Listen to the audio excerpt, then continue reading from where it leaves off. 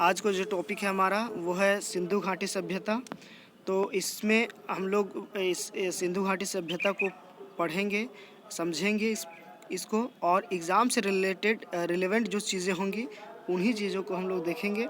यहाँ से जितने भी सवाल मैंने लिए हैं और वो सारे एग्ज़ाम के लिए रिलेवेंट हैं और एग्ज़ाम में आने की अधिक संभावनाएं हैं।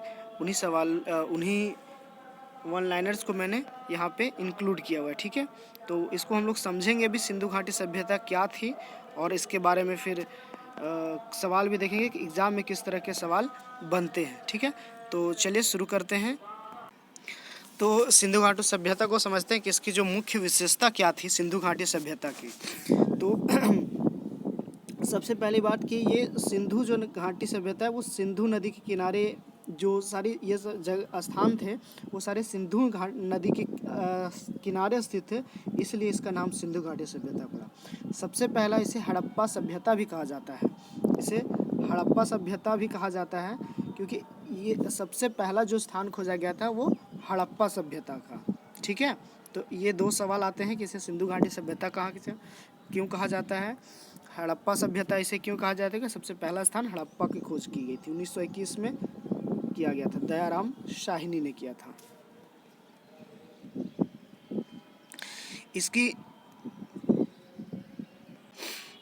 इस सिंधु घाटी सभ्यता की जो मुख्य विशेषताएं थी उसको समझते हैं। तो देखिए ये जो आप दिख रहे हैं ये मुख्य सड़क थी, ये मुख्य सड़क होती थी जिसे ग्रिड पद्धति कहा जाता था। ये सिंधु घाटी सभ्यता की सबसे बड़ी विशेषता थी। इसे सभ्यता भारत की सभ्यता का सबसे पहला सभ्यता इसे कहा जाता है। तो इसमें क्या खास थी, ये जो मुख्य सड़क होती थी, फिर यहाँ पे आपके ये गलियारे होते थे आसपास में, गलियारे, और जो ये घर जो हैं ये कलर में जो दिख रहे हैं आपको ये घर हैं।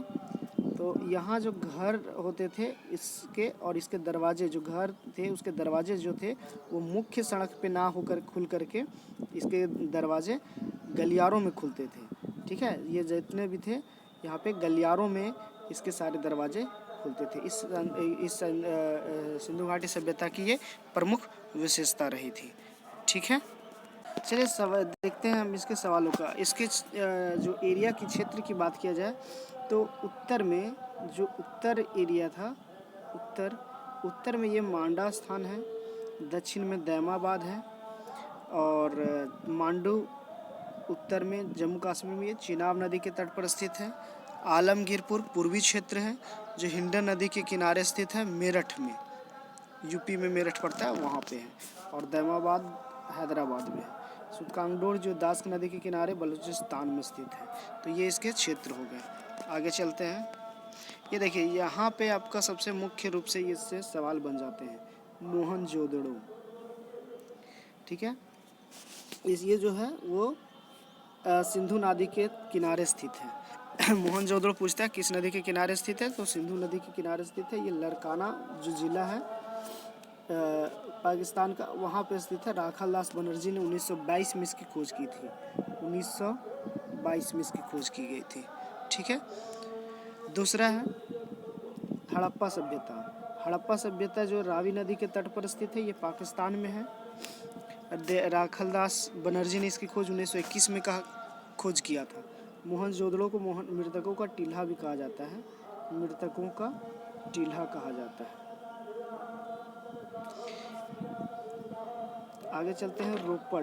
रोपड़ जो है वो सतलुज नदी के किनारे स्थित है, पंजाब में स्थित है, और इसकी खोज जगदत्त शर्मा ने की थी। ये रोपड़ की खोज जगदत्त शर्मा ने की थी, रोपड़ की खोज जगदत्त शर्मा ने की थी। धौलावीरा की खोज, धौलावीरा जो है वो जेपी जोशी ने धौलावीरा की खोज की थी, लूनी नदी के किनारे तट पर स्थित है, ये गुजरात में है। कालीबंगन की बात किया जाए तो कालीबंगन जो है वो राजस्थान में है, ठीक है। घग्गर नदी के तट पर स्थित है, क ख ग घ, घग्गर, क ख ग घ, घग्गर। कालीबंगन घग्गर नदी के तट पर स्थित है, वीके थापर ने इसकी खोज की है। इस पॉइंट को अवश्य ही याद कर ले। चंद हुदड़ो जो कि सिंधु नदी के तट पर स्थित है, पाकिस्तान में है। एम जे मजुमदार मैके ने इसकी खोज की थी, एम जे मजुमदार मैके ने की थी। रंगपुर मादन में है, इस नदी किनारे तट पर स्थित है, ये गुजरात में है। रंगनाथ राव ने इसकी खोज की थी।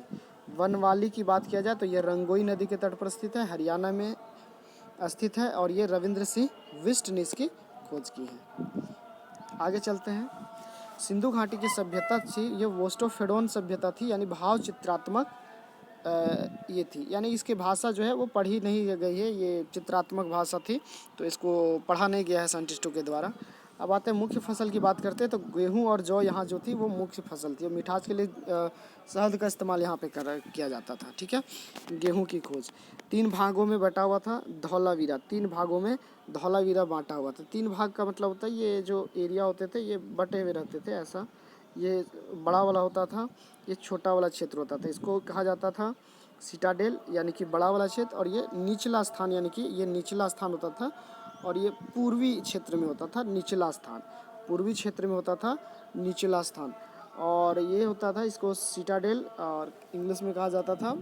आगे देखेंगे हम लोग गढ़, हिंदी में गढ़ कहा जाता था। ठीक है, गढ़ कहा जाता था, और ये ऊपरी क्षेत्र होता था और ये पश्चिमी क्षेत्र होता था। ये इलाइट पर्सन जो कि अमीर लोग होते थे, शिक्षित लोग होते थे, उनका रहने का स्थान था, और यहाँ पे नीचे यानी कि किसान कृषक लोग, मजदूर लोग, ये सब यहाँ पे निचले स्थान पर रहते थे। ठीक है, तो ये 3 भागों में ये बटा हुआ था। यहाँ पे धौलावीरा में 3 भाग में, ये 2 ही था बट उसमें 3 भागों में धौलावीरा बटा हुआ था। ठीक है, धौलावीरा की बात किया जाए तो धौलावीरा जो है वो गुजरात में स्थित है, धौलावीरा गुजरात में है। ठीक है, गुजरात में और क्या है तो लोथल भी है, वो लोथल भी गुजरात में है। ठीक है, स्थान है लोथल गुजरात में। भारत का सबसे बड़ा स्थल राखीगढ़ी हरियाणा में हिसार में है। भारत का सबसे बड़ा स्थल है राखीगढ़ी। पुजारी की मूर्ति मिली हुई है हड़प्पा से, ये सवाल बने हैं आए हुए हैं। एक पुजारी की मूर्ति जो है वो कहाँ से मिली हुई है तो हड़प्पा से वो मिली हुई है। दाढ़े वाले आदमी की मूर्ति, दाढ़े वाले आदमी जिसका अभी हाल ही में उसके बारे में कहा जाता था कि ये मोदी के चित्र है, तो दाढ़ी वाले आदमी का जो फोटो है वो मिला हुआ है। और पशुपति का कपास का, देखिए दाढ़ी वाले आदमी, पशुपति के सील, ठीक है, और कपास के साक्ष्य मिले हुए हैं। महान स्नानागार, महान अन्नागार, महान स्नानागार, घरों में कुएं के अवशेष भी मिले हुए, ये सभी चीज़ें मोहनजोदड़ो से साक्ष्य मिले हुए, ये सवाल आए हुए हैं। ठीक है, हल का टेराकोटा आकृति का मिला हुआ है वनवाली से, वनवाली हरियाणा में है। हरियाणा में राखीगढ़ी भी है जो कि सबसे बड़ा स्थल है, वनवाली है, हल का टेराकोटा की आकृति का यहाँ पे साक्ष्य मिला हुआ है। जहाज बनाने का स्थल यानी कि बंदरगाह जिसको कहते हैं लोथल, ये गुजरात में है। ठीक है, भोगवा नदी के तट पर स्थित है गुजरात में। तांबा का रथ दैमाबाद से मिला हुआ है, तांबा का रथ जो कि दक्षिणी छोर भी है। ठीक है, जो कि अहमदाबाद में है, और ये अहमदाबाद में स्थित है। आगे चलते हैं तो जानवरों का साक्ष्य जो मिला हुआ है, जानवरों का साक्ष्य मिला है तो हमने इसको याद किया, हाथी गैंडा बाघ की जय कन्हैया लाल की, ऐसे करके ट्रिक करके हाथी गैंडा और बाघ के जो है यहाँ पे जानवर के साक्ष्य मिलते हैं। ये सवाल बनते हैं कि किसके साक्ष्य, किस जानवर के साक्ष्य मिले हुए, किस जानवर के साक्ष्य नहीं मिले हुए, तो ये बाघ के साक्ष्य मिले हैं। नोट, शेर के, गाय के और ऊँट के, शेर के, गाय के और ऊँट के साक्ष्य नहीं मिले हैं यहाँ पे। ठीक है, ऋग्वेदिक है, इसके नहीं चाहिए। देखिए यहाँ पे यही जो 3 क्षेत्र थे, 2 क्षेत्र थे, रक्षा क्षेत्र होते थे, ये रक्षा दीवार से यहाँ पे घिरे हुए रहते थे, यानी कि यहाँ पे रक्षा रहते थे, बड़े लोग रहते थे, उन्हें खतरा होता था तो वो रक्षा दीवार से घिरे हुए रहते थे। निचला स्थल होता था, ये पश्चिमी टीला होता था, और ये जो है पूर्वी टीला निचला स्थल था। ठीक है, ये मैंने यहाँ पे इस चीज़ को दिखाया है कि इस सभ्यता की सबसे बड़ी विशेषता थी ग्रिड पद्धति। ठीक है, ग्रिड पद्धति थी ये, इस ग्रिड पद्धति में घर बनाया जाता था। यहाँ पे और है, कालीबंगा का पूर्वी टीला भी दुर्गीकृत था। लोथल और सुतकोड़ा दोनों ही एक ही प्राचीन से घिरे हुए थे। धौलावीरा 3 भागों में बटा हुआ था, तो धौलावीरा 3 भागों में, ये कहाँ है गुजरात में। चंद्रहुदड़ो वर्गीकृत नहीं था, तो चंद्रहुदड़ो वर्गीकृत नहीं, तो लोथल का दरवाजा मुख्य। अब यहाँ जो साक्ष्य मिले हुए हैं, मैंने बताया था ग्रिड पद्धति होता था, तो ग्रिड पद्धति में जो दरवाजे होते थे घर के, वो मुख्य सड़क पर नहीं खुलते थे। मान लीजिए ये है,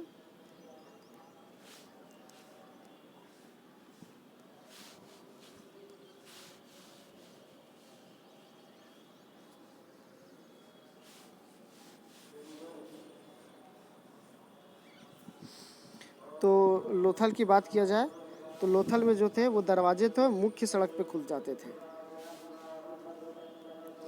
दरवाजे थे वो मुख्य सड़क पर यहाँ पे खुल जाते थे, मुख्य सड़क पे खुलते थे। क्यों? क्योंकि यहाँ पे जो मुख्य सड़क से थे आवागमन का लोथल जो था बंदरगाह था, वहाँ पे आयात निर्यात होते रहते थे, जिसके कारण से इसका दरवाज़ा जो था मुख्य सड़क पर खुलते थे। ठीक है।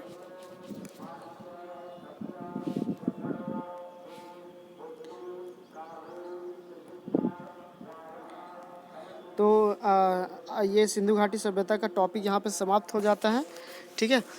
और इसका एमसीक्यूज़ करेंगे, एमसीक्यूज़ से और आपको ये चीज़ें क्लियर होगी, याद हो जाएंगे। ठीक है। तो धन्यवाद, वीडियो को यहीं पे समाप्त करते हैं।